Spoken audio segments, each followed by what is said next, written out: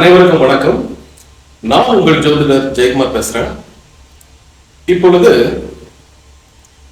2026 ஆங்கில புத்தாண்டு ராசி பலன் ஒவ்வொரு ராசிக்கும் எப்படிப்பட்ட பலன்களை கொண்டு வந்து கொடுக்க போகுது அப்படிங்கிறத பார்க்கலாம். ஒவ்வொரு வருஷமும் பார்த்தீங்கன்னா நம்ம அதிகமான எதிர்பார்ப்புகள் இருக்கும். இந்த வருடமாவது இந்த 2026 நமக்கு வேலை கிடைக்குமா, தொழில் அமையுமா, திருமணம் போன்ற விஷயங்கள் நல்லபடியா நடக்குமா, வெளியூர் வெளிநாடு பயணங்கள் இனிதான் நடக்குமா, வெளியூர்ல போய் படிக்கணும், வெளிநாட்டுல போய் படிக்கணும், அது நிறைவேறுமா, வெளிநாட்டுல போய் வேலை செய்யணும், அது நிறைவேறுமா, இந்த மாதிரி பலருக்கும் பலவித எண்ணங்கள் ஏக்கங்கள் எல்லாருக்கும் இருக்கும். சாதாரண மனிதனிலிருந்து மல்டி மில்லியனர் தொழில் அதிபர்கள் வரைக்குமே இதுதான் அவங்களுடைய இந்த வருடம் நம்மளுடைய டார்கெட்டை ஃபில் பண்ண முடியும், கொஞ்சம் கம்பெனியை அடுத்த லெவலுக்கு முன்னேற்ற முடியுமா அப்படிங்கிற மாதிரி எல்லாத்துக்கும் இது ஜோசியங்கிறது எல்லாத்துக்கும் பொதுவானது தாங்க. இப்பொழுது இந்த 2026 இதெல்லாம் எப்படி இருக்கும் அப்படிங்கிறது தனித்தனியாக நம்ம 12 ராசிகளை பார்க்க போறோம். அதுக்கு முன்னாடி இந்த ராசி அப்படி இப்படி பார்க்கறோம்னு பாத்தீங்கன்னா இந்த ஆங்கில புத்தாண்டுல மேஜரான பிளானட் அப்படிங்கிறது பாத்தீங்கன்னா வருட பிளானட்டுக்கு தான் நம்ம எடுத்துக்கிறோம். இந்த சூரியன், சுக்கிரன், செவ்வாய், புதன் இதெல்லாம் பாத்தீங்கன்னா மாத பிளானட், வீக்லி பிளானட். சூரியன் மாத ராசி பலன் வருது இல்லைங்களா, அதை வச்சு நம்ம பார்த்துக்கலாம். ஆனா இந்த ஆங்கில புத்தாண்டு ஒரு மேஜரான 2 பிளானட் ரோல் பண்ணுது. அது பாத்தீங்கன்னா குரு பகவானும் சனி பகவானும் ராகு கேது தாங்க. சோ இந்த ராகு கேது அப்படிங்கிறது பாத்தீங்கன்னா இந்த வருடம் அதான் 2026 டிசம்பர் மாசம் தான் நடக்குது. ஸோ அது ஒரு ஏறக்குறைய இந்த 2026 ஃபுல்லாவே அது லீட் பண்ணி போயிட்டு இருக்கு. சரி, அதை விட்டுறலாம். அடுத்ததாக மேஜர் அடுத்தது பாத்தீங்கன்னா சனி கிரகம். அந்த சனி பாத்தீங்கன்னா 2.5 வருஷத்துக்கு ஒரு தடவை மாறப்போகுது. ராகு இது 1.5 வருஷம் ஒரு தடவை. ஆனா 2.5 வருஷம் பாத்தீங்கன்னா இந்த சனி கிரகம் மீன ராசியில் தான் இருக்கு. அது எந்த ஒரு சேஞ்சஸும் கிடையாது. அடுத்ததாக பார்க்கும் பொழுது குரு பகவான், இந்த குரு பகவான் மிதுனம் ராசியில இருக்கிறார். சோ அவர் பாத்தீங்கன்னா ஜூன் மாசம் 2ஆம் தேதிக்கு பிறகு பாத்தீங்கன்னா கடக ராசிக்கு வந்துடுறாரு. அதே சமயம் அக்டோபர் 11 பாத்தீங்கன்னா சிம்ம ராசிக்கு வர்றாரு. சோ கடக ராசிக்கு ஒரு பயிற்சி, அக்டோபர்ல ஒரு பயிற்சி. சோ குரு பகவான் 2 வித பயிற்சிகள் அப்படிங்கிறதுலாம் இருக்கு. அதுக்கு முன்னாடி அந்த அதிசாரம் வக்ரம் இதெல்லாம் வந்துட்டு இருக்குது. அது நம்ம அப்புறம் பார்க்கலாம். சோ இந்த 2026 பொறுத்த வரைக்கும் பாத்தீங்கன்னா எல்லா ராசிக்காரர்களுக்கும் பாத்தீங்கன்னா நல்ல ஒரு முன்னேற்றமான ஒரு சூழ்நிலை. ஏன்னா 3 இடத்தை அது கவர் பண்ணுது. பாத்தீங்கன்னா மிதுனம் ராசியை கவர் பண்ணுது, கடகம் ராசி, சிம்மம் ராசி. அப்ப எல்லா மோரல்லஸ் பாத்தீங்கன்னா 12 ராசிக்காரர்களுக்குமே ஒரு பார்வைகள் இந்த பேக்ல இருக்கிறது. அதாவது இந்த விருச்சிகத்துல இருந்து பாத்தீங்கன்னா இந்த மேஷம் வரைக்கும் எல்லாமே கவர் பண்ணுது. ஓகேங்களா? சோ அதனால பாத்தீங்கன்னா எப்படி பார்த்தாலுமே 12 ராசிகள்ல மேக்சிமம் அனைத்து ராசிக்காரர்களுக்கும் அந்த அவங்கவுங்க பிறந்த ஜாதக அமைப்பின்படி நன்மைகள் மட்டும் அதிகமாக இருக்கும் அப்படின்னு இந்த 2026 அறுதிட்டு சொல்லலாம் அப்படின்னு சொல்லாங்க. சரிங்களா? வாங்க இந்த ராசிக்கு எப்படி இருக்கும் இந்த குரு பயிற்சி அப்படின்னு குரு பயிற்சி மற்றும் ஆங்கில புத்தாண்டு பயிற்சி இது 2மே கவர் ஆகுது. சோ இந்த 2026 பொதுவா எப்படி இருக்கும் அப்படின்னு பார்க்கலாம். ஆங்கில புத்தாண்டு 2026 மகரம் ராசிக்காரர்களுக்கு எப்படிப்பட்ட பலன்கள் அப்படின்னு பார்க்கலாங்க. மகரம் ராசி சிகரம் தொடும் அமைதியாக இருக்கிற ஒரு ராசி, சனி பகவானுடைய ஆட்சியாக கொண்ட ராசி. ஆரம்பத்துல பாத்தீங்கன்னா ரொம்ப சைலண்டா இருப்பாங்க. ஆனா அவங்களுடைய வளர்ச்சி யாரோடும் கணிக்க முடியாதுங்க. மகர ராசிக்காரர்களை பொறுத்த வரைக்கும் பாத்தீங்கன்னா ஏகப்பட்ட மைனஸ்.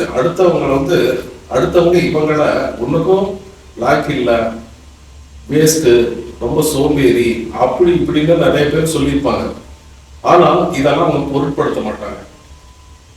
சொல்றவங்க 1000 பேர் இருந்தாலும் இவங்க மனதை அமைதியா இருந்து காரியத்தை சாதிச்சு நான் ஜெயிச்சிட்டேன் அப்படின்னு சொல்லுவாங்க பாருங்க.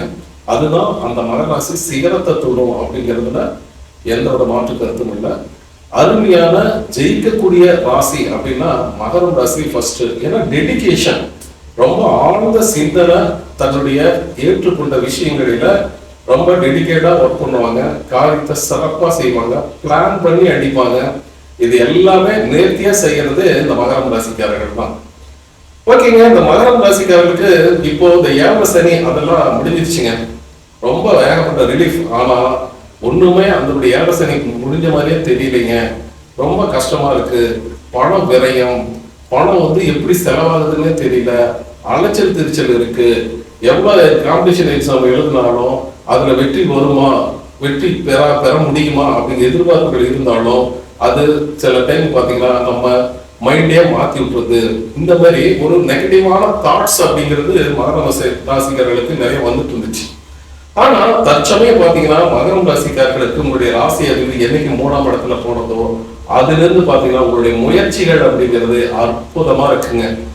ஏன் பாத்தீங்கன்னா உங்களுடைய 3ஆம் இடத்து அதிபதி குரு, 12ஆம் இடத்து அதிபதி குரு உங்களுடைய ராசிக்கு 6ஆம் இடத்துல இருக்கிறார். சோ 6ஆம் இடத்துல இருக்கிறது நல்லதா?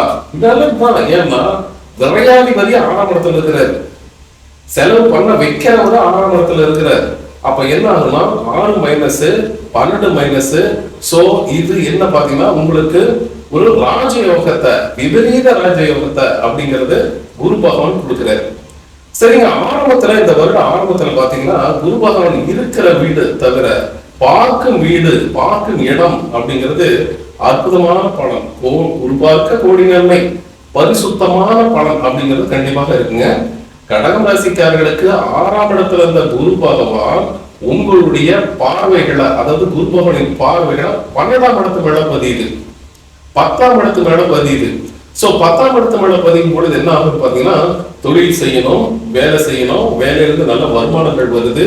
இடப்பெயர்ச்சி அப்படிங்கிறது கொஞ்சம் காரணப்படும். ஏன் பாத்தீங்கன்னா 12ஆம் இடத்து மேலேயும் பார்வைகள் பதியுது. சோ இடம் மாறுதல் இருக்கும். இடம் மாறி பிசினஸ் பண்ணுவீங்க, இடம் மாறி கல்வி கற்பீங்க, இடம் மாறி வேலை செய்வீங்க. அதனால நல்ல ஒரு முன்னேற்றம் இருக்குது அப்படின்னு சொல்லலாம்.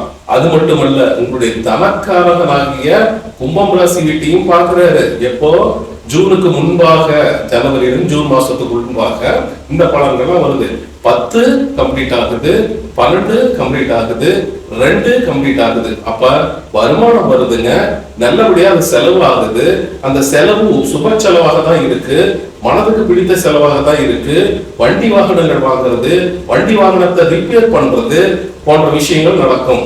சரிங்க, 10ஆம் இடம்னா எந்த கிரகங்களும் 10ஆம் இடம் 11ஆம் இடம் ஒரு அருமைதான். ஜோதிடத்திலே சொல்லியிருக்கு, எந்த இடத்துலயும் 10ஆம் இடம் 11ஆம் இடம் எந்த கிரகங்கள் இருந்தாலும் நன்மைகளை தான் செய்யும் அப்படிங்கிறது. 10ஆம் இடங்கிறது சுக்கிரனுடைய வீடு. சோ சுக்கிரன் வீடு அப்படிங்கிறதுனால உங்களுடைய பேச்சுல கனிவு இருக்கும், பேச்சுல திறமை இருக்கும், பேச்சுல ஒரு மகிழ்ச்சி இருக்கும். அதை வந்து அடுத்தவங்களை அட்ராக்ட் பண்ண போறீங்க. பேசி தொழில் செய்பவர்களுக்கு நல்ல ஒரு அற்புதமான யோகத்தை கொடுக்க போகுது அப்படிங்கிறது தான் உங்களுடைய 6ஆம் இடத்துல இருந்து வர பார்வைகள். ஜூன் மாசம் 2ஆம் தேதி பாத்தீங்கன்னா உங்களுக்கு கடகராசிக்கு வந்துடுறாரு. சோ கடகராசிக்கு வந்துடுறாரு, உங்களுக்கு சமசப்தம பார்வை அப்படின்னு சொல்றதுங்க. சமசப்தம, அதாவது கடகராசி வீட்டு சந்திரன் உங்களுடைய வீட்டுல மகரம் ராசிய ராசின்னு சொன்னாவே அது சந்திரன், சந்திரனை அடிப்படையை வச்சு ராசி சொல்றது. சோ ராசிய லக்னத்துல இருக்கிற குரு 7ஆம் இடத்துல இருந்து சந்திரனுடைய வீட்டுல இருந்து சந்திரனை பாக்குறாரு, சந்திரனுடைய வீட்டுல இருந்து மகர ராசியை பாக்குறாரு. இது சமசப்தமா பார்வைகள் அப்படின்னு. இது கஜகேசரி யோகங்க. கஜம்னா யானை, கேசரினா சிங்கம். இது வந்து சிங்கத்தின் ஆற்றலை உடைய, யானையின் ஆற்றலை உடைய நல்ல ஒரு பலம் இருக்கும், நம்பிக்கை இருக்கும், திறமை இருக்கும். நீங்க சொல்றதெல்லாம் நடக்குங்க, நீங்க செய்யற வேலையெல்லாம் சக்சஸ் தான். அது மட்டும் இல்ல, உங்களுடைய ராசிநாதனாகிய சனி பகவானையும் பாக்குறாரு. சனி பகவான் ஆல்ரெடி குருவோட வீட்டுல தான் இருக்க. சரிங்களா? சோ குரு உங்களுடைய 7ஆம் இடத்துல இருந்து 3ஆம் இடத்தை பாக்குறாரு. அப்ப என்ன ஆகும்? இதுவரைக்கும் முயற்சியில சின்ன சின்ன தடைகள் வந்துட்டு இருக்கலாம், தாமதங்கள் வந்துட்டு இருக்கலாம். அதெல்லாம் முறியடித்து இளைய சகோதரர்கள் மூலமாகவும் இளைய வயதில் இருப்பவர்களுக்காகவும் உங்களுக்கு நன்மைகள் நடக்கும். அது மட்டுமல்ல, உங்களுடைய 14ஆம் இடத்தையும் பார்க்கிறாரு.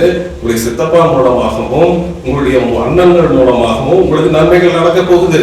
திருமணம் அப்படிங்கிறது வந்து சரியில்லைங்க, ஃபர்ஸ்ட் திருமணம் இப்படி ஆயிடுச்சு, 2ஆவது திருமணமா எப்படி நல்லபடியா நடக்குமா? அது உங்களுக்கு நடக்க போகுது. ஆசை நடக்கும், அபிலாஷைகள் நடக்கும்.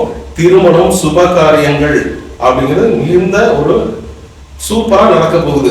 எல்லாம் வருமானம் வருங்க. சரிங்களா? ஃபர்ஸ்ட் ஹாஃப் விட செகண்ட் ஹாஃப் உங்களுக்கு நல்ல வருமானம் இருக்கு, திருமணம் நடக்கும், நல்ல ஒரு இடத்துல வேலை வாய்ப்பு கிடைக்குது, வேலையில ஒரு நிம்மதி கிடைக்கும், நல்ல ஒரு உங்களை பாராட்டாதவங்க எல்லாம் ஓடி வந்து பாராட்டுவாங்க, உங்களை விலகி சென்றவர்கள் எல்லாம் ஓடி வந்து உங்களோட நட்பையும் அன்பையும் தேடி ஓடி வருவாங்க அப்படின்னு சொல்லலாம். சோ கூட்டி கழிச்சு பார்க்கும் பொழுது மகரம் ராசிக்காரர்களுக்கு நீங்க இது நாள் வரைக்கும் எடுத்த முயற்சிகளில தாமதம் தடைகள் இருந்தது, இப்பொழுது விலகுது. எடுத்த காரியத்துல ஜெயிக்க போறீங்க.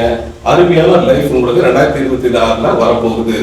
நீங்க இந்த அடிவயிற்று சம்பந்தமான சில பிரச்சனைகளை கவனமா இருங்க. பல் கண் காது இந்த விஷயத்துல கொஞ்சம் பிரச்சனை வந்தா உடனடியாக மருத்துவ பிரிகாஷன் எடுத்துக்கொள்வது நன்மை தரும். சரிங்களா? சோ அனைவருக்கும் ஆங்கில புத்தாண்டு 2026 என்னுடைய மனமார்ந்த வாழ்த்துக்கள். இந்த வருடம் நீங்க அனைத்து செல்வங்களும் யோகங்களும் மனதில் இருக்கிற ஆசை அபிலாஷைகள் எல்லாமே நிறைவேறி மகிழ்ச்சியுடன் இருக்க என்னுடைய குலதெய்வத்தை வணங்கி வேண்டி விரும்பி கேட்டுக்கொள்கிறேன். இந்த பதிவு உங்களுக்கு பிடிச்சிருந்தா லைக் பண்ணுங்க. சப்ஸ்கிரைப் பண்ணாத நண்பர்கள் சப்ஸ்கிரைப் பண்ணி நமக்கு ஆதரவு கொடுங்க. உங்களுடைய ஆரோக்கியமான கமெண்ட் கொடுங்க. இந்த வீடியோ உங்களுக்கு பிடிச்சிருந்தா லைக் பண்ணுங்க, ஷேர் பண்ணுங்க, கமெண்ட் பண்ணுங்க. மறக்காம நம்ம மிஸ்டர் டெபியூட் சேனலை சப்ஸ்கிரைப் பண்ணுங்க. நன்றி.